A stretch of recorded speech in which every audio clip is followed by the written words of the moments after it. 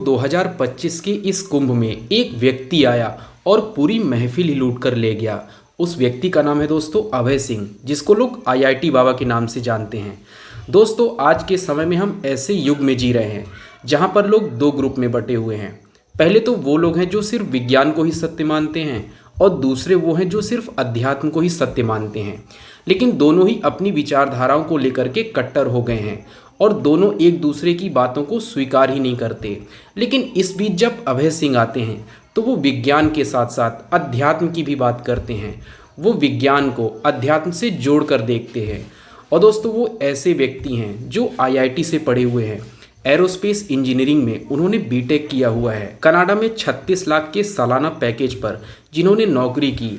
और इन सब चीज़ों से जब उनका मन भर गया तो वो सत्य की खोज में निकल पड़े और अपने देश भारत वापस आ गए।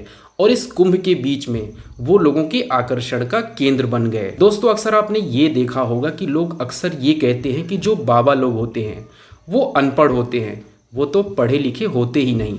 लेकिन इस बीच जब एक पढ़ा लिखा व्यक्ति इस क्षेत्र में आता है तो लोग देखकर चौंक जाते हैं कि आखिर इतना हाईली एजुकेटेड आदमी कैसे इस क्षेत्र में आ सकता है, कैसे वो ज्ञान विज्ञान की बड़ी बड़ी बातें कर रहा है, कैसे वो अध्यात्म की बात कर रहा है, कैसे वो सनातन की बात कर रहा है। तो इस सब को देखकर लोग चौंक जाते हैं। और दोस्तों, सच में अभय सिंह की बातें जो है लोगों को आकर्षित करती हैं। अच्छे से अच्छे पढ़े लिखे व्यक्ति भी दोस्तों जब आईआईटी बाबा की बातें सुनते हैं तो वो सोचने पर मजबूर हो जाते हैं कि आखिर सत्य क्या है।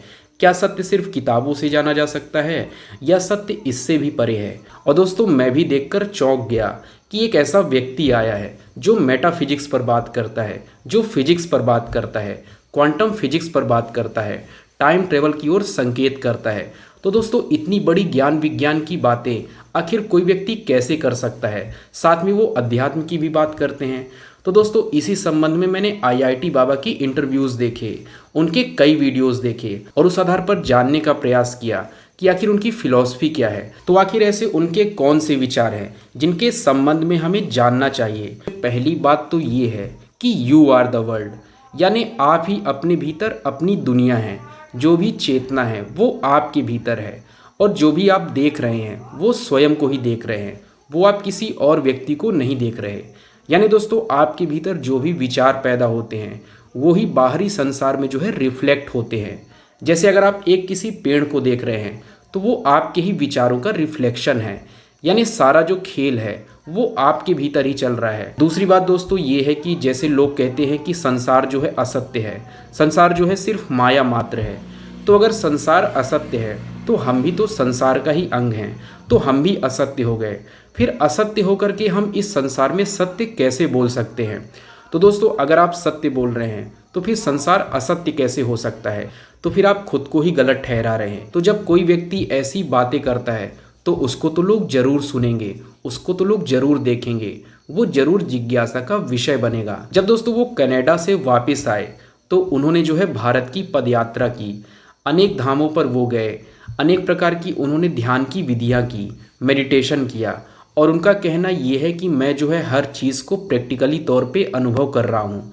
उन्होंने फ़िलॉसफी पढ़ी, उन्होंने कॉलेज टाइम में रिचर्ड फाइनमैन जैसे फिजिसिस्ट को पढ़ा। वो जो है ज्ञान विज्ञान की बातें करते हैं, तरह तरह की फ़िलॉसफी की बातें करते हैं। तो दोस्तों, एक तरह से पढ़ाई लिखाई के क्षेत्र में उनका महत्व तो अपने आप में ही बढ़ना है, क्योंकि पढ़े लिखे लोग तो ऐसे व्यक्तियों को जरूर ही सुनेंगे। और ये आश्चर्य की ही बात है कि कोई आईआईटी से पढ़ा है, उसने इंजीनियरिंग की है, उसको फोटोग्राफी का शौक़ है, वो विदेश यात्राएं करके आया है और उसको अध्यात्म में रुचि है। वो फिजिक्स की बातें करते हैं, वो चार्ज की बात करते हैं, वो एनर्जी की बातें करते हैं, वो मास की बातें करते हैं। उनका कहना यह है कि जो चार्ज है, जो मास है, क्या वो वास्तव में वैसा है, क्योंकि हम उसकी प्रॉपर्टी से, उसके गुणों से उसको समझने का प्रयास करते हैं। और दोस्तों, विज्ञान में तो ऐसा ही होता है, हम किसी चीज़ की प्रॉपर्टी और उसके बिहेवियर से ही उसको एनालाइज करते हैं। तो उनका कहना यह है कि क्या वास्तव में चार्ज चार्ज ही होता है, जैसा हम विज्ञान के नज़रिए से उसको समझने का प्रयास कर रहे हैं, क्योंकि अंतिम सत्य तो किसी को नहीं पता। तो उनका कहना यह है कि आखिर ये चीज़ें बनी किससे हैं, आखिर ये चीज़ें हैं क्या। अगर हमको किसी चीज़ की फुल नॉलेज हो जाए तो हम हर चीज़ को बेहतर तरीके से समझ सकते हैं। साथ में वो दोस्तों अनंत की बात करते हैं, इन्फिनिटी की बातें करते हैं। उनका कहना ये है कि हम 1+2+3 करके कभी भी अनंत तक नहीं पहुंच सकते, हम कभी भी इन्फिनिटी को नहीं जान सकते। तो उनका कहना ये है कि अगर आप खुद को ये मान लें कि अगर आप कुछ समथिंग है और कुछ नथिंग जैसा भी होता है, और मान लीजिए कुछ एवरीथिंग जैसा भी होता है, तो आप क्या कीजिए कि अगर आपको समथिंग से एवरीथिंग तक पहुंचना है तो हम क्या करते हैं कि पहले नथिंग तक जाएंगे फिर एवरीथिंग तक जाएंगे। तो ये एक तरह का गलत मार्ग है। उनका कहना ये है कि अगर आप समथिंग है तो आप समथिंग को ही हटा दीजिए तो आप नथिंग तक पहुंच जाएंगे। फिर इसके बाद क्या कीजिए कि नथिंग को उल्टा कर दीजिए तो आप एवरीथिंग तक पहुंच जाएंगे, और जो एवरीथिंग है वही सत्य है, और इस तरह हम जो है अनंत तक पहुंच जाएंगे। अभय सिंह दोस्तों माइंड पर भी बातें करते हैं कि आखिर मन कैसे कार्य करता है। उनका मानना ये है कि जो मन होता है उसमें तरह तरह के विचार होते हैं। कभी कभी हमारा मन हमको सपोर्ट भी करता है और कभी कभी हमारा ही मन हम पर ही डाउट करता है, यानी हमारा मन हमारे ही अगेंस्ट चला जाता है। तो उनका ये कहना है कि जो मन होता है अगर वो मेरा ही मन है तो फिर मेरे विरुद्ध कैसे जा सकता है, मेरे ही अगेंस्ट कैसे जा सकता है, इस पर विचार करना चाहिए। साथ में दोस्तों आईआईटी बाबा जो है 5 तरह के सत्यों पर बात करते हैं। उन्होंने 5 तरह के सत्य बताए हैं जिनको जानना बहुत महत्वपूर्ण है।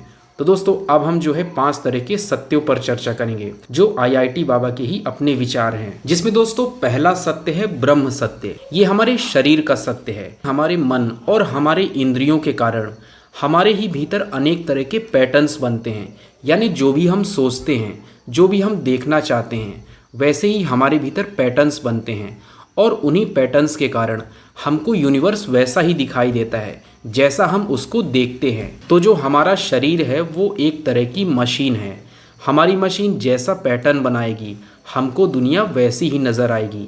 और वो ये कहते हैं कि जैसे मान लीजिए अगर कोई चिड़िया है तो चिड़िया के भीतर जैसे पैटर्न बनेंगे उसको दुनिया वैसी दिखाई देगी। जिसके शरीर के भीतर जैसे पैटर्न बनते हैं उसको दुनिया वैसी ही दिखाई देती है।